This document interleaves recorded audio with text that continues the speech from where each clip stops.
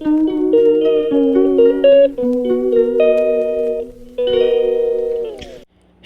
সকাল, নমস্কার। আশা করছি যে যেখান থেকে ভিডিওটি দেখছেন না কেন সবাই অনেক অনেক ভালো আছেন আর সুস্থ আছেন। শিকদাস লাইফস্টাইলের নতুন একটা ভিডিওতে সবাইকে আরও একবার অনেক অনেক সুস্বাগত জানাই।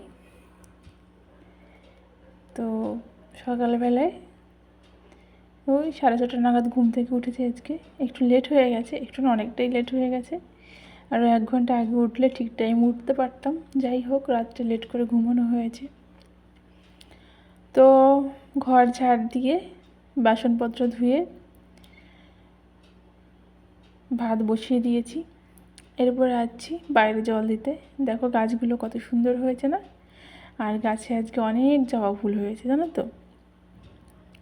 ফুলগুলোকে একটু পরে ছিঁড়ে নেব, আগে উঠোনটা জল দিয়ে ধুয়ে নিই। আর তোমরা কে কোথা থেকে আমার ভিডিওটি দেখছো একটু কমেন্ট করে জানিও। আর আমার ভিডিও দেখতে তোমাদের কেমন লাগে সেটাও একটু জানিও। আর যারা যারা আমার ভিডিও রেগুলার দেখো, যে সমস্ত দিদিভাই দাদাভাইরা, তাদের আমি মন থেকে অনেক অনেক অনেক ধন্যবাদ জানাই, অনেক অনেক ভালোবাসা তাদের জন্য, আর অনেক অনেক শুভকামনা। তো এই আমাদের একটা বাড়ি পরে মানে কেউ ঘরে কাজ করছে, তার রাস্তার উপর বালিগুলো রেখেছে, আর সেই বালিতে সারা ঘর, মানে সারা উঠোন সারা ঘর পুরো বালি বালি হয়ে যাচ্ছে, জানো তো।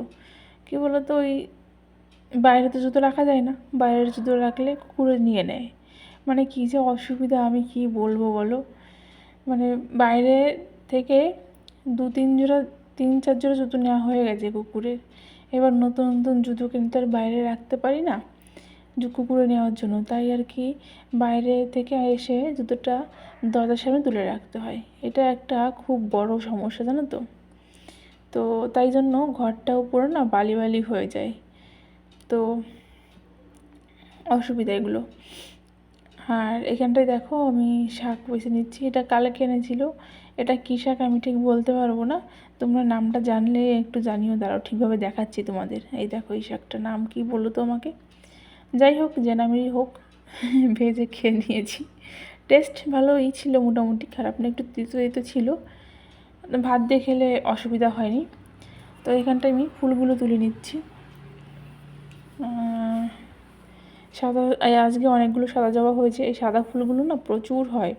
এরই একটা পিঙ্ক জবা গাছ লাগিয়েছিলাম, কিন্তু ওটাতে না সাদা ভাইরাস ধরে গেছিলো, তো গাছটা কেটে দিয়েছি। ফুল হবে হয়তো বা কিছুদিন বাদে আবার। তো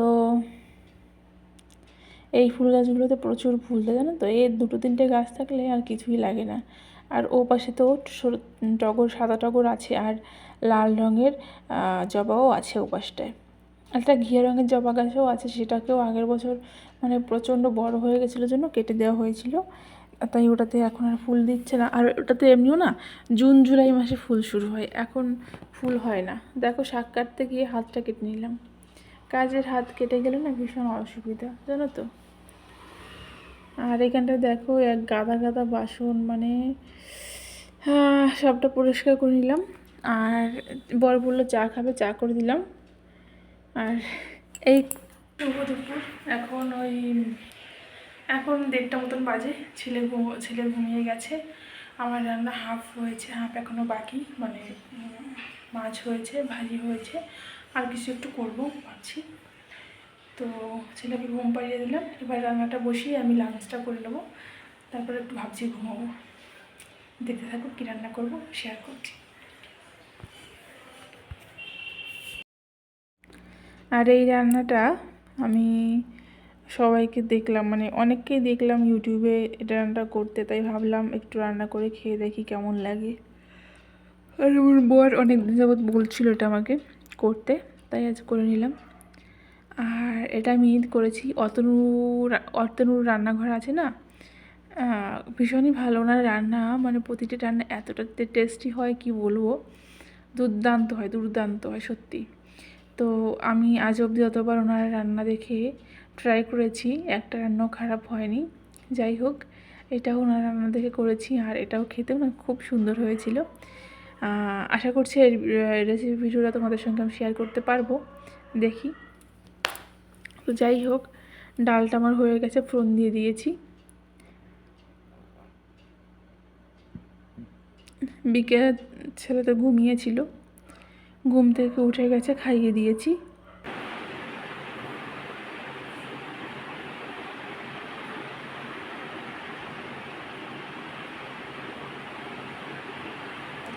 রেডি হলাম, এখন বিকেল হয়ে গেছে, ভাবছি ছেলেকে নিয়ে একটু পার্কে যাব, তাই জন্য একটু রেডি হয়ে নিচ্ছি। তো ভাবছি যে আগে হলে চুলটা ছেড়ে যেতাম, কিন্তু এখন যেহেতু ছেলেকে নিয়ে একা যাচ্ছি, চুল ছাড়া যাবে না, চুলটাকে বেঁধেই নেব। তোমরা জানিও কীভাবে বেশি ভালো লাগে, চুল ছেড়ে না চুল বেঁধে। এবার চুলটাকে বেঁধে নিয়েছি পেছনে, দেখো তো এবার কেমন লাগছে। মানে আমাকে একটু জানাও যে চুল বেঁধে ভালো লাগছিল না চুল ছাড়া ভালো লাগছিল, ঠিক আছে? চুল ভালো লাগলেও এখন যেহেতু প্রচণ্ড গরম, কদিন আবার গরম পড়া শুরু হয়েছে, তো চুল ছেড়ে যাওয়া কোনোভাবেই সম্ভব নয়। আর ছেলে নিয়ে তো এমনি পাগল হয়ে যায়, আরও বেশি পাগল হয়ে যাবো। যাই হোক, এমনি জানতে ইচ্ছে করলো। তো আচ্ছা, যেখানে যাবো শেয়ার করবো। কোথায় আর যাবো, ওই তো পার্কেই যাবো, আর কোথায় যাবো। আর যদি ভালো লাগে, যদি এনার্জিতে কুলায়, তাহলে হয়তো স্টেশনে যেতেও পারি, গ্যারান্টি নেই কোনো, যাবোই। ঠিক আছে, ঠিক আছে, দেখতে থাকো। বাবা টাকা টাকা,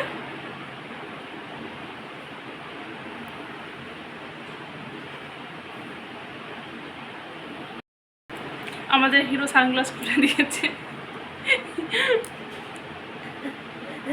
আবার হাঁটছে দেখো।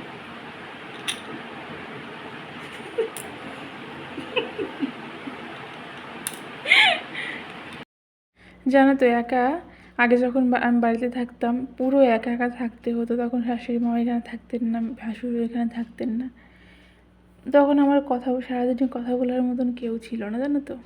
আর এখন আমি সারাদিন এত বক বক করি, মানে আমার মুখটাই পুরো ব্যথা হয়ে যায়।